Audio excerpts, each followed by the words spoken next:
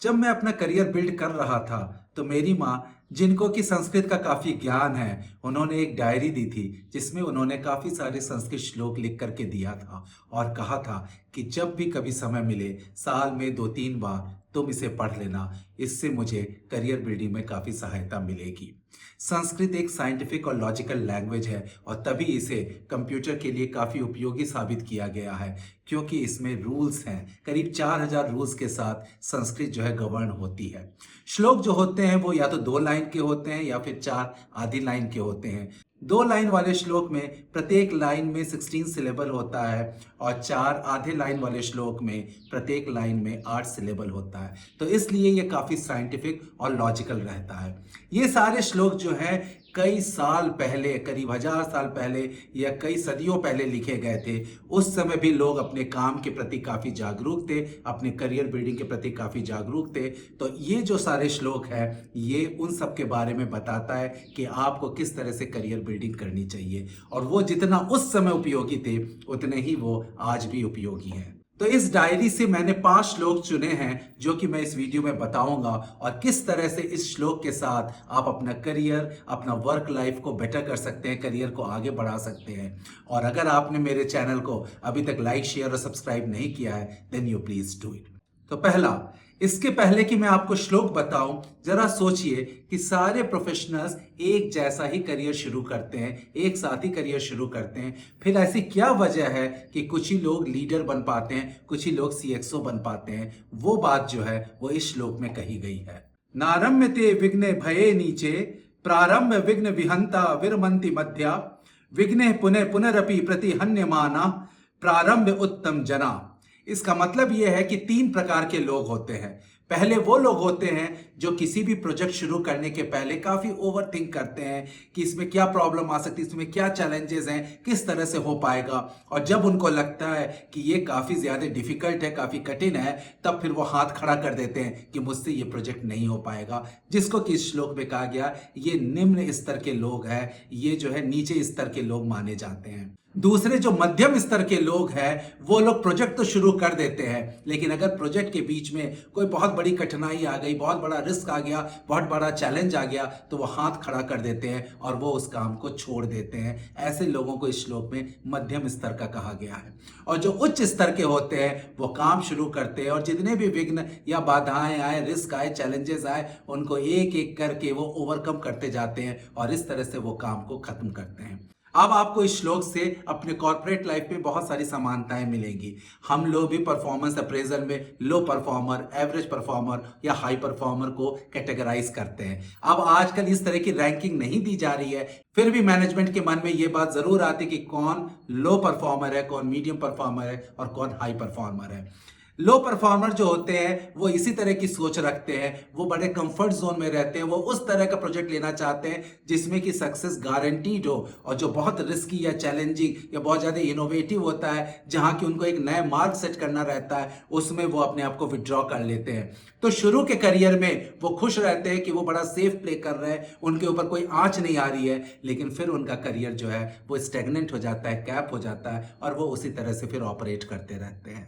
जो average performer होते हैं वो जो होते हैं वो उसी तरह से प्रोजेक्ट शुरू करते हैं, जो प्रोजेक्ट आगे बढ़ता है, बिग रिस्क, बिग चैलेंज आते हैं, बहुत सारे मूविंग पार्ट आ जाते हैं और बहुत सारे जो है एक्टिविटीज के साथ उन्हें जगल करना पड़ता है, तब वो नर्वस हो जाते हैं। फिर वो मैनेजमेंट से, लीडर से अपने हेल्प मांगते हैं और मैनेजमेंट जो है उनको कुछ और लोगों को with in the team, outside the team से हेल्प प्रोवाइड करती है कि किसी तरह ये प्रोजेक्ट जो है सक्सेसफुली कंप्लीट कर दें। और कभी कभी तो उनके ऊपर एक दूसरे आदमी को बैठा दिया जाता है, एक दूसरे लीडर को बैठा दिया जाता है, जिससे कि वो जो व्यक्ति है वो इस प्रोजेक्ट को कंप्लीट करे। तो इसके कारण जो है इस तरह के लोग जो वो मिड मैनेजमेंट में, मिड लेवल प्रोफेशनल में ही उनका करियर स्टेगनेंट हो जाता है, कैप हो जाता है, क्योंकि फिर वो जो है आगे नहीं बढ़ पाते हैं। और तीसरा जो है वो उस तरह के हैं जो लीडर्स हैं, सीएक्सओज हैं, उनको चैलेंजेस में किक आता है, they enjoy it, it's their passion, तो वो चैलेंजिंग वर्क लेते हैं और उसको पूरे अच्छे तरह से एग्जीक्यूट करते हैं, और उस एग्जीक्यूशन में उनको जिस तरह की हेल्प चाहिए वो खुद रीच आउट करके हेल्प लेते हैं, और वो इंश्योर करते हैं कि वो जो है उस प्रोजेक्ट को एग्जीक्यूट करके सक्सेसफुली अपने मैनेजमेंट को दे देंगे। तो ये जो है बहुत क्लियर डिस्टिंक्शन जो इस श्लोक में कहा गया है, वही आजकल कॉर्पोरेट लाइफ में भी एक्सपीरियंस किया जाता है। मेरा जो बड़ा लंबा लीडरशिप का करियर रहा है, उसमें मैंने ऑब्जर्व किया है कि इस तरह के लोग जो है पहले 5-6 साल में ही वो मानसिकता, वो अप्रोच प्रोफेशनल्स में दिखना शुरू हो जाता है, अनलेस अनटिल कि वो बहुत बिग चेंजेस लाएं, अनलेस अनटिल वो अपने बिहेवियर में, अप्रोच में, स्किल में चेंज लाएं, नहीं तो वो बहुत क्लियर हो जाता है कि कौन कितना आगे तक जा सकता है। दूसरा श्लोक है वो ये बताता है कि क्यों अप स्किलिंग और नॉलेज जो है वो बहुत ज़्यादा ज़रूरी है।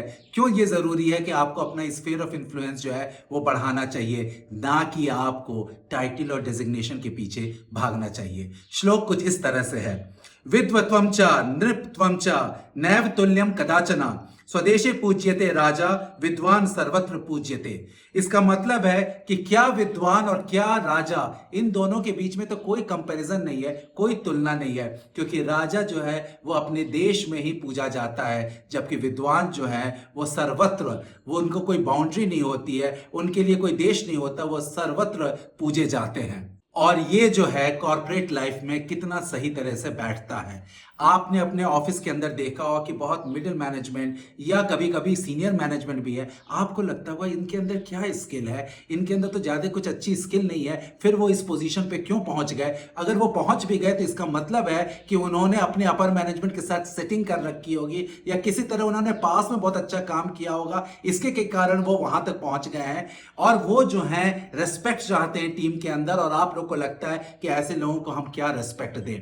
वो कंपनी के अंदर तो अपना पावर एंजॉय कर लेते हैं, लेकिन कंपनी के बाहर उनको ज्यादा लोग जानते नहीं है, उनका रेपुटेशन नहीं रहता, उनका ब्रांड नहीं रहता। और जब कंपनी किसी डिफिकल्ट फाइनेंशियल सिचुएशन में जाती है या फिर डिवीजन क्लोज हो जाता है, तो ऐसे लोग ले ऑफ हो जाते हैं, और फिर वो जो है कहीं हायर नहीं हो पाते हैं, क्योंकि उन्होंने केवल डेजिग्नेशन और टाइटल के पीछे भाग करके किसी तरह ऊपर तक पहुंच तो गए, लेकिन ना तो उनके अंदर उतनी नॉलेज है, ना उतना स्किल है, और ना ही उनका स्फीयर ऑफ इन्फ्लुएंस है। लेकिन उसके अलावा आपने कॉर्पोरेट में टेक्निकल एक्सपर्ट, डोमेन एक्सपर्ट और कुछ इस तरह के लीडर्स देखे होंगे जिनके बारे में बियॉन्ड द कंपनी इंडस्ट्री के अंदर लोग बहुत जानते हैं। वो लोग पैनल डिस्कशन में कॉल होते हैं, उनके लिंक्डइन के फॉलोवर ज्यादा होते हैं, और उनको तो पोच तक करने की नौबत आ जाती है कि बहुत सारे जो ऑर्गेनाइजेशन है वो उस तरह के लोगों को पोच करते हैं।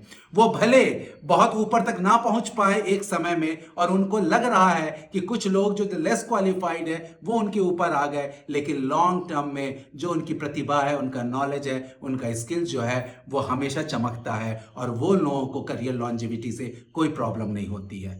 तो इसलिए ये बहुत ज़रूरी है कि आप जो है अप स्किलिंग और नॉलेज और स्फीयर ऑफ इन्फ्लुएंस के पीछे जोर दें, और जिसके के कारण आपको अपनी ब्रांडिंग और अपनी रेपुटेशन के बारे में बहुत सतर्क रहना चाहिए। जब मैं रिफ्लेक्ट करता हूं अपने फीडबैक पे और अपने अप्रेजल पे, तो सारे के सारे मेरे पास मैनेजर की एक थीम निकल के आती है कि उत्कर्ष इज ए फियरलेस एग्जीक्यूशनर। इसीलिए जब भी कोई प्रोजेक्ट टीम के बाहर, डिवीजन के बाहर बहुत चैलेंजिंग बिग प्रोजेक्ट रहता था, तब मुझे कॉल किया जाता था कि क्यों ना उत्कर्ष इसको लीड करे। तो बहुत बार और लोगों के नो कहने पे मुझे ये अपॉर्चुनिटी मिल करके मेरा जो 3 डिकेड का सक्सेसफुल करियर है उसमें एक मेजर कंट्रीब्यूशन यही रहा है कि मेरा स्फीयर ऑफ इन्फ्लुएंस, मेरे नॉलेज और मेरा स्किल सेट जो है वो वाइड स्प्रेड रहा है, और वो वाइडली नोन रहा है, और इसके के कारण कि मुझे फास्टर हायर ग्रोथ मिला है। तीसरा श्लोक जो है वो बहुत ही सुंदर श्लोक है। वो ये कहता है कि क्यों एक वर्किंग प्रोफेशनल के लिए, एक करियर प्रोफेशनल के लिए जरूरी है कि वो रीडिंग, आर्ट, म्यूजिक या हॉबी जरूर रखे। श्लोक कुछ इस तरह से है, साहित्य संगीत कला विहीना साक्षात पशु पुच्छ विषाण हीना। इसका मतलब है कि जो लोग साहित्य यानी लिटरेचर, म्यूजिक एंड आर्ट में रुचि नहीं रखते हैं, वो लोग इस धरती पे मनुष्य तो हैं, लेकिन एक्चुअली वो लोग पशु हैं, बिना किसी पूंछ के। वो एनिमल है बिना किसी पूंछ के। और ये इतना सटीक है और इतना ज्यादा स्ट्रॉन्ग श्लोक है जो कि ये बताता है कि आपको क्यों बहुत जरूरी है आपको एक वेल राउंडेड पर्सनैलिटी होने का। और आज के एआई की एज में ये बहुत ज्यादा जरूरी है कि आप वेल राउंडेड रहें। क्योंकि अगर आपके अंदर कुछ टेक्निकल स्किल है, डोमेन स्किल है, तो आपको हमेशा डर लगता रहेगा कि ये स्किल जो है कभी भी ऑटोमेट हो जाएगी और आपकी जॉब जो है चली जाएगी। लेकिन अगर आप इतनी सब डाइवर्स चीजें कर रहे हैं जो कि आपके जॉब के बाहर है, तो आपके अंदर एक स्किल सेट आता है और वो स्किल सेट जो है वो ओवरलैपिंग हो जाता है। तो अगर भले भी आपके अंदर एक स्किल जो है वो ऑटोमेट हो सकती है, लेकिन आपकी उपयोगिता कंपनी में और ज्यादा बढ़ी रहेगी, क्योंकि उनको लगेगा कि ये तो मल्टी टैलेंटेड है, मल्टी पोटेंशियलाइट है, तो इसको तो जरूर ही रिटेन करो। और उसने कितने अच्छे से बताया है कि जो साहित्य होता है, लिटरेचर होता है, अगर आप उसको पढ़ना चाहेंगे, अगर वो फिक्शन या non fiction other than your work अगर आप पढ़ना चाहेंगे, तो आपके अंदर एक रीडिंग की हैबिट आएगी, आपके अंदर एक स्किल आएगा, आप स्किल होने की आप कोशिश करेंगे। उसी तरह जो म्यूजिक होता है या आर्ट होता है, वो नर्व्स को सूद करता है, वो मेडिटेटिव होता है, आपके अंदर क्रिएटिविटी आती है, आपके अंदर एम्पैथी आती है, जो कि एआई एज में बहुत ज्यादा जरूरी है कि आप एक गुड ह्यूमन बीइंग बने, जिससे कि आप एक दूसरे ह्यूमन से कनेक्ट कर सकें, आप एआई के साथ कनेक्ट कर सकें। और जहां तक हॉबी का सवाल है कि क्यों बहुत जरूरी है हॉबी के लिए, डॉक्टर केविल एश्लेमैन जो कि साइकोलॉजी के प्रोफेसर हैं सैन फ्रांसिस्को स्टेट यूनिवर्सिटी में, उन्होंने एक रिसर्च किया। उस रिसर्च में उन्होंने पाया कि जितना भी डिस्टेंट, जितना भी दूर आपका हॉबी आपके काम के एरिया से होगा, उतना ही पॉजिटिव इंपैक्ट आपके वर्क परफॉर्मेंस पे पड़ेगा। और ये चीज उन्होंने अभी डिस्कवर की है रिसर्च से, जबकि संस्कृत का यह श्लोक जो कि कई सदियों पहले, हजारों साल पहले लिखा गया है, उनको उस समय भी पता था कि आपको वेल राउंडेड होना कितना ज्यादा जरूरी है। अगर आप किसी भी सीनियर लीडर को देखिए, सीएक्सओ को देखिए, तो वो वेल राउंडेड हैं, उनके पास हॉबी रहती है, वो बहुत सारे बुक्स पढ़ते रहते हैं और कोई ना कोई एक पैशन रखते हैं जो उनके काम से अलग रहता है। क्योंकि वो सब पैशन रखने से जब आपका कोई भी काम से अलग में जहां पैशनेट है, उसमें आपको एक्साइटमेंट आता है, उसमें आपको सक्सेस आते हैं और उसमें आप बड़ा अच्छा फील करते हैं, तो वो सब चीजें जो है लेकर के आप काम में आते हैं। अदरवाइज अगर आप केवल काम में फोकस करें तो काम में उतार चढ़ाव आता रहता है और इसीलिए आप अधिकतर समय स्ट्रेस्ड फील करते हैं। चौथा श्लोक जो है वो ये बताता है कि नॉलेज और डिग्री में क्या अंतर है, मनी और कैश फ्लो में क्या अंतर है। तो सुनिए इस श्लोक को। पुस्तकस्था या तो विद्या पर हस्ते गतम धनम आपत्काले समुपस्थिते ना स विद्या ना तद धनम।